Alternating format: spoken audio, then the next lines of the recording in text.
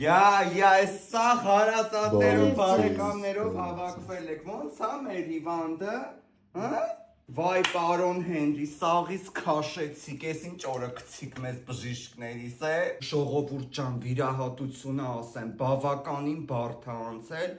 Աստծո կամոք ու մեր բժիշկների աշխատասիրությամբ կարողացանք փրկել մեր պարոն Հենրիի կյանքը, ուրեմն ծնկի, աճառի, տակի հյուսվածքները հիպերլեպսիա են կարել, որի ժամանակ մեզ շատ խանգարում էր կույրաղիքը ժողովուրդ ջան, դրա համար դա էլ ենք հեռացրել։ Հաստատ եմ, ձեզ ասում եմ, ուտելիքը պետք է մենակ սուպ ուտի, ես նշանտրիքի սեղանը գցել եք այդ ցավները տանեմ, այս սիստեման չեմ հասկանում, մարդան, վայ խնդրում եմ էլի մի արեք սենց բաներ մեզ չեն թույլատրում, խնդրում եմ։ Այս վերջերս մի հատ պացիենտ ունեինք, 96 տարեկան պապիկ էր, վայ էդ ինչ լավ պապիկ էր,